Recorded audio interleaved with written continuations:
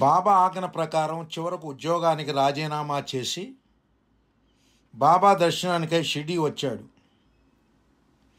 బాబా, మీరు చెప్పినట్లే ఉద్యోగాన్ని వదిలివేశాను, ఇక ముందు నా పరిస్థితి ఏమిటి అని కొంచెం ఆందోళన నిండిన స్వరంతో అడిగాడు. అప్పుడు బాబా చాలా అనునయంగా, గను, భగవంతుడు అండగా నుండగా ఎందుకు ఆందోళన చెందుతున్నావు? నీవు ఇక నుండి నాందేడ్లో ఉండు, నీకు అక్కడ అన్ని ఏర్పాట్లు చేస్తాను, నీకు అక్కడ అన్ని ఏర్పాట్లు చేశాను అని అన్నారు. బాబా, ఈ నాందేడ్ ఎక్కడ ఉంది? పూనాకు దగ్గరలోనా అని దాసగను కుతూహలంగా ప్రశ్నించాడు. అది కాదు, జాల్నాకు అవతల వస్తుంది, అక్కడికి వెళ్ళు అని బాబా ఆజ్ఞాపించారు. అలా బాబా ఆజ్ఞ ప్రకారం దాసగను మొదటిసారి నాందేడ్ ప్రాంతానికి వచ్చారు. పూర్వకాలంలో దాసగనుకు శిక్షకుడిగా నుండి తరువాతి రోజులలో మిత్రునిగా మారిన శ్రీ బల్వంతరావు ఖేడ్కర్ గారింట్లో దాసగను బస మొదటి రోజులలో ఉండేది. మొదటి రోజుల్లో ఎక్కువ భాగం షిరిడీలో ఉంటూ నాందేడుకు వచ్చిపోయేవారు. మహాత్ముల జీవన చరిత్రను గ్రంథస్థం చేయడంలో పూర్తిగా నిమగ్నం కావడం, తరచుగా కీర్తనలను చేయడం ప్రారంభించారు. ఒక విధంగా ఆ రోజులలోనే మధ్య భారతదేశ ప్రాంతంలో దాసగను కీర్తనల ప్రభంజనం ప్రారంభమైంది. ఫలితంగా శిష్యగణం మెల్లమెల్లగా ఏర్పడటం ఆరంభమైంది. తరువాతి రోజులలో దాసగనుకి సన్నిహిత శిష్యులలో ఒకరైన పుండలీకరావు నాందేడ్కర్ గారి గృహం నాందేడ్లో దాసగను యొక్క నివాసంగా మారింది. షిరిడీలో ఉండే రోజులలో దాసగను బస తనకి ఎంతో ఇష్టమైన విఠల్ మందిరంలో ఉండేది. స్వయంపాకం చేసుకుంటూ విఠలునికి బాబాకి నైవేద్యం సమర్పించేవారు. బాబా తనను ఎక్కువసేపు ద్వారకామాయిలో ఉండనిచ్చేవారు కారు.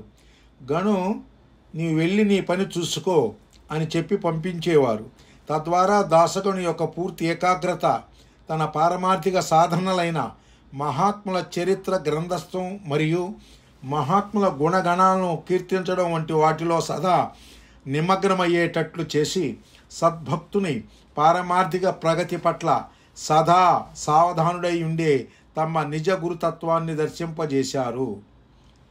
ఇక దాసగను పూర్తిగా పారమార్థిక పదోన్ముఖుడయ్యాక దాసగను జీవితంలో బాబా అనుగ్రహ విశేషంగా చోటు చేసుకున్న కొన్ని ముఖ్యమైన సంఘటనలను స్పృశించే ప్రయత్నం చేద్దాం. వాటిలో కొన్ని సంఘటనలు దాసగను యొక్క విలక్షణమైన వ్యక్తిత్వానికి మరియు విశిష్టమైన భక్తికి అద్దం పడతాయి. అంతేకాదు, కొన్ని సంఘటనలలో అవధులు లేని సాయి అనుగ్రహం దాసగనుపై కొండపోతుగా కురిసి తద్వారా తనకు అద్భుతమైన ఎన్నో ఆధ్యాత్మిక అనుభవాలు వచ్చాయి. ఇంకొన్ని సంఘటనల మాధ్యమంగా అపూర్వమైన ఎన్నో పారమార్థిక రహస్యాలు చిక్కుముడి బాబా అనుగ్రహంతో ఇట్టే విడిపోయాయి. తత్ఫలితంగా గొప్ప పారమార్థిక అనుభవ జ్ఞానం దాసగను సొంతమైంది. ఆ అపూర్వ ఘటనల గురించి విస్తృతమైన విశ్లేషణాత్మక వివేచన చేసినట్లయితే సాటిలేని సద్గురువుగా సాయి సమర్థత అవగతమై హృదయం సాయి పాదాంకృతమై ప్రఫుల్లితమవుతుంది. భగవంతుని పారమార్థిక ఉన్నతి కోసమే ఆశ్రయించాలి. భగవంతుని పారమార్థిక ఉన్నతి కోసమే ఆశ్రయించాలి అనేది దాసగను యొక్క దృఢమైన అభిప్రాయం. తుచ్చమైన ఐహిక సుఖ సంతోషాల కోసం భగవంతుని కృపను వినియోగించరాదు అనే నిశ్చితాభిప్రాయం దాసగనులో అణువణువున నిండి ఉండేది. అంతేకాదు, తన జీవన పర్యంతం తాను ఈ అభిప్రాయానికే కట్టుబడి తనకు ఫలానా ఇహపరమైన కోరిక తీర్చమని బాబాను ఎన్నడూ ప్రార్థించలేదు.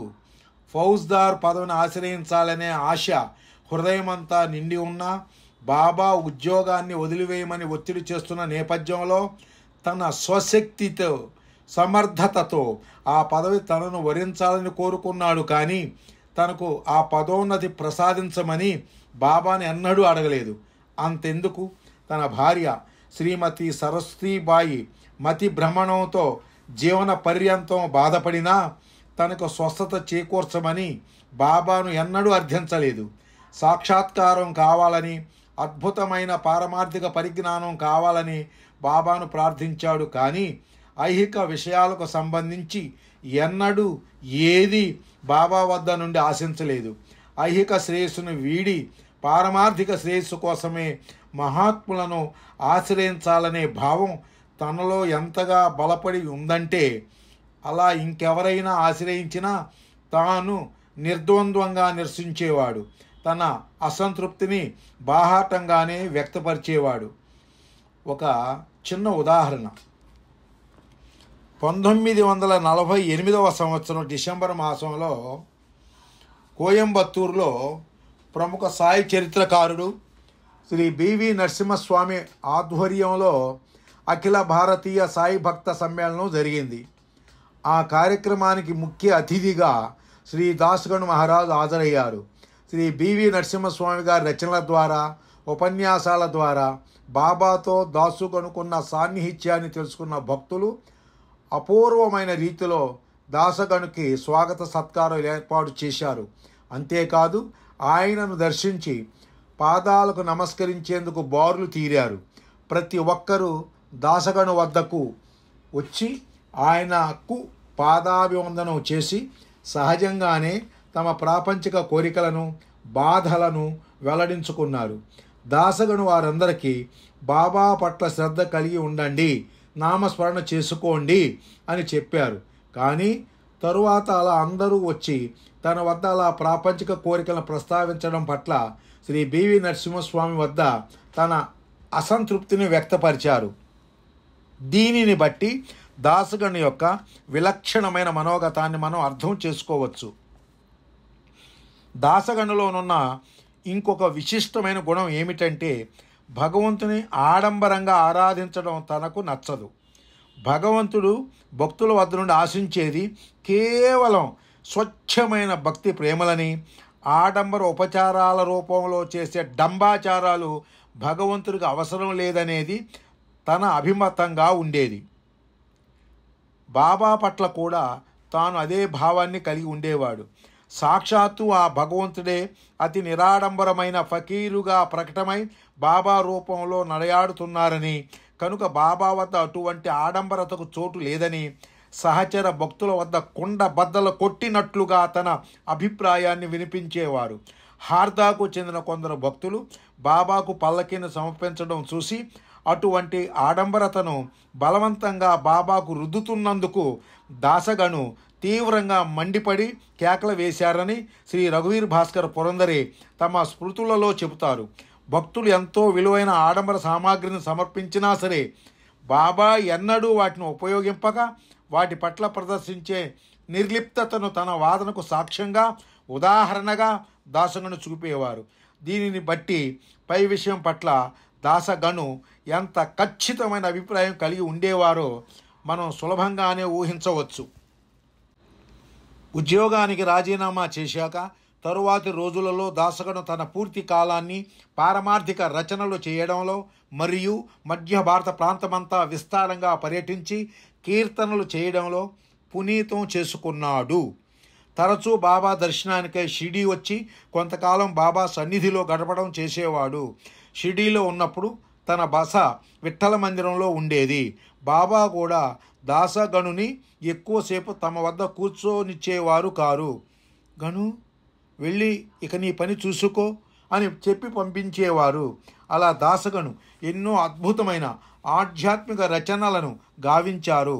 వాటిలో చాలా మటుకు మరాఠీ భాషలోనూ, కొద్ది మటుకు హిందీ భాషలోనూ ఉన్నాయి. అహ్మద్నగర్ జిల్లాలోని తలహాబాద్ గ్రామానికి చెందిన మహీపతి అనే పురాణకర్త 13వ శతాబ్దం వరకు పరఢివిల్లిన మహాత్ముల చరిత్రలను గ్రంథస్థం చేశాడు. ఆయన రచనలలో భక్త విజయం ఎంతో ప్రాచుర్యమైనది. మహీపతి తరువాత మహాత్ముల జీవన చరిత్రలను గ్రంథస్థం చేయడంలో అంతటి సఫలీకృత దాసగణుకే దక్కిందని ఆనాటి ప్రజాభిప్రాయం. అందువలననే దాసగణు అర్వాచీన మహీపతిగా ప్రజాబాహుల్యంలో ప్రసిద్ధికెక్కాడు. దాసగణుకి సంబంధించి ఇంకొక గొప్ప విశిష్టత ఏమిటంటే తన రచనా సామర్థ్యం మహాత్ముల చరిత్రను గ్రంథస్థం చేయడంతోనే సంతృప్తి చెందలేదు. సంస్కృత భాషలో మరియు మహా కఠినమైన గ్రాంధిక మరాఠీ భాషలో నిగూఢమైన రీతిలో గొప్ప పారమార్థిక రహస్యాలను కలిగి ఉన్న ఆధ్యాత్మిక గ్రంథాలలోని సారాన్ని సులభమైన మరాఠీ భాషలోకి సరళీకరించి సామాన్య ప్రజానీకానికి చేరువ చేశాడు. దాసగణుకి సంబంధించి ఇదొక అనుపమానమైన పారమార్థిక సాహితీ సేవగా జిజ్ఞాసులైన మరాఠీ భక్తులు నేటికీ కొనియాడుతారు. వాటిలో ముఖ్యంగా ఈశావాస్యోపనిషత్తులోని 18 సంస్కృత శ్లోకాల యొక్క భావార్థాన్ని బోధిస్తూ ఛందోబద్ధంగా సరళమైన మరాఠీ భాషలో ఈశావాస భావార్థ బోధిని అనే గ్రంథాన్ని మరియు సంక్లిష్టమైన రీతిలో అపారమైన పారమార్థిక సత్యాలను బోధిస్తూ శ్రీ జ్ఞానేశ్వర్ మహారాజ్ మరాఠీ భాషలో రచించిన అమృతానుభవం అనే గ్రంథంలోని ప్రతి ఓవికి భావార్థాన్ని వివరిస్తూ టీకా గ్రంథాన్ని దాసగణు వ్రాశారు. దాసగణు ఈ 2 గ్రంథాలను వ్రాయడానికి ఉద్యుక్తుడై మధ్యలో అసక్తుడైన సందర్భంలో బాబా తమదైన అద్భుత శైలిలో వాటి భావార్థాన్ని బోధించి తమ అనుగ్రహించే ఆ గ్రంథాలను దాసగణుచే పూర్తి చేయించిన తీరు ఆచంద్ర తారార్కం భక్తుల హృదయంలో నిలిచిపోతుంది. ఆ వైనాన్ని తలుచుకున్న ప్రతిసారి తను పరవశిస్తుంది. ఫలితంగా హృదయంలో సాయినామం ప్రతిధ్వనిస్తుంది.